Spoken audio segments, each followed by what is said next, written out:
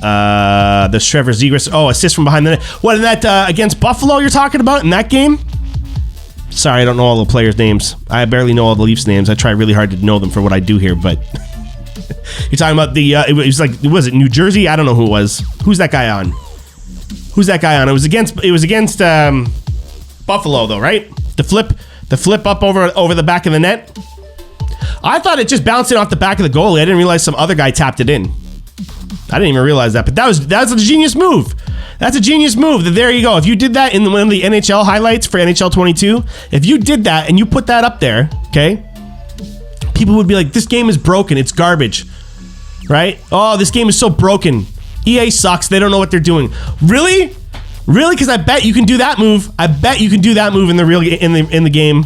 And that was real life. That actually happened. I bet if you went behind the net and you did that little L1 flip to yourself thing, that little Deke, right? You might look silly because you might do a little hop, but you can flip it up perhaps over the back of the net and have another guy come up and tap it in.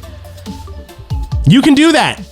That game is so realistic. It's my favorite video game of all time. Every year it always is. It's better than the last. And yeah, it's full of problems. And I could point out a dozen problems to you in the first 10 minutes, I'm sure. But it's the best one by far.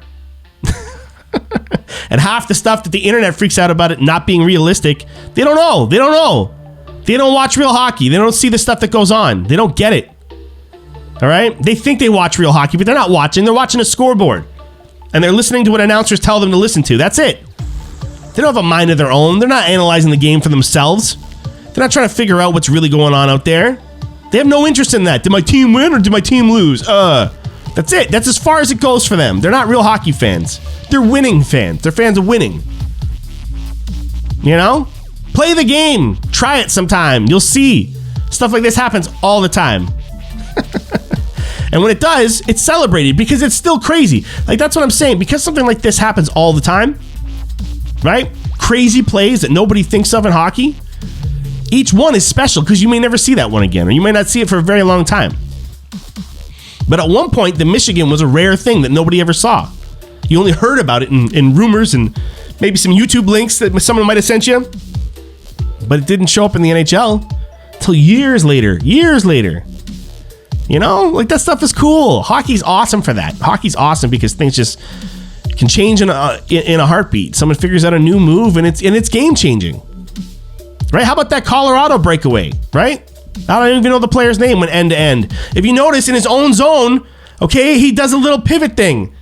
As he's rushing up the ice, this kid had the sense to flip his hips open his feet up, like, as he's flying down the ice. He's heading down towards the opposing zone. Before he clears his own zone, he knows there's guys behind him on his own team, so he does a little flip thing. He twists his body as if he's going to do a drop pass, but instantly turns right back and keeps going. And that was enough to cause his forechecker to give up on him for a second. Just for a second. And he knew he got beat. As soon as he got beat, he was like, oh, crap. And then he was just trying to coast back. Well, this guy went in on an end-to-end rush and tucked it in. Do you see the level of thinking that goes on with these kids now? Oh, a little hip open? That's where they're at now? And it worked. It was a beautiful thing. Yeah, it's Cale Makar, wasn't it? Thanks, Danny. That's a sweet move. And it's the simplest, most mundane thing perhaps to other people. They wouldn't get it. They wouldn't get what that does to you when you're on the ice trying to attack a guy like that. They don't get it.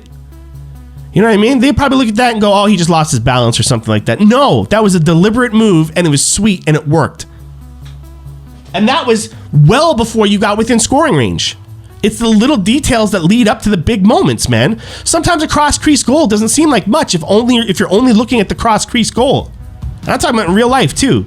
You know, a pass across the crease and a tap in doesn't seem like that big of a deal until you see two forwards systematically break down a defense pair to leave them open, you know, to get themselves open and leave the defense looking like pylons. And then that cross crease pass happens. That's what makes it beautiful. The details leading up to that, right? There's a bunch of amateurs, man. You know, that's the one thing I learned about doing all this stuff. That's the one thing I learned about discussing all this stuff online and doing the Instagram thing and everything. I did not realize how many people claim to be hockey fans. And, I mean, they are a fan of watching hockey. but they're not really a fan of the game. They're a fan of watching sports in general, like the atmosphere of it. They're a fan of feeling a sense of belonging, because as long as you got the same jersey on, then you're friends, you know what I mean? And you're in a public place, you go to a game or you go to a bar to watch it, everyone that's wearing the same thing is kind of friends for the night. And that's a nice feeling, and that's great. That's all part of sports, right? But there's a game going on, though. There's a game going on. And those of us who it always seems to be those of us who are the least disrespectful towards the players and to the organizations, the ones of us that are least disrespectful seem to be the ones that just appreciate watching grown men with sharpened metal on their feet skating around trying to slap a rubber puck into a mesh net. Like, what are we doing? What are we doing? You know, but we appreciate it. We appreciate it so much. And we love just watching a game go down. I could watch a beer league game. I could watch a little kid game, 6-year-olds. I could watch a professional hockey game. Like, if you put me in front of a game and you don't even have to ask me to watch. If I'm standing near a game of hockey and it's going on and I don't have anywhere to be, I'm stopping for a second to watch that game. Right? My son and I were just leaving. We were just leaving his power skating tonight, right? And on the way out, we passed a group of kids playing. It was the local team playing against somebody else. I don't know, but it was a couple years older than him. I probably I don't know, approaching teens, but not quite there. You know what I mean? Somewhere around there. And we just stopped and we just watched them play for 5-10 minutes. That was it. You know, it wasn't professional hockey at all, but it was a game on, and it looked interesting because they were battling, and we were hypnotized. We both just turned and we both just stood there and kind of watched it for a minute. It was a nice moment, you know, with me and my son. That's hockey. That's when you know you love it. That's when you know you really love the game itself, and the cameras and the spectacle of it all, and the lasers and the big screens. That's all well and good, and I love all that stuff. I really do. But some people, that's as far as it goes. They like the big stage, and that's it, you know. And some of us out there, though, some of us just really enjoy watching the game and talking about it, you know. And it could be between anybody. I'd watch any game for free. I mean, NHL tickets are expensive, right? But if someone gave me a Montreal versus Ottawa game and said, and I happen to be in town, I don't have to pay for anything. I can literally just walk in, you know, and like I'm in a suite or something, or I mean, even just some cheap seats, but I don't have to pay for nothing for the night. I'm in.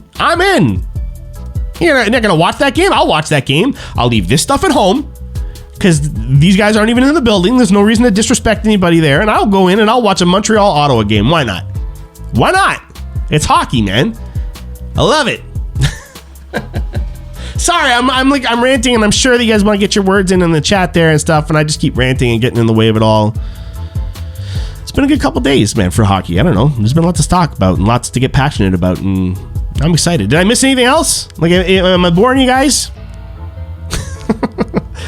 Did I miss anything else? Was there anything else we were supposed to talk about? I don't know.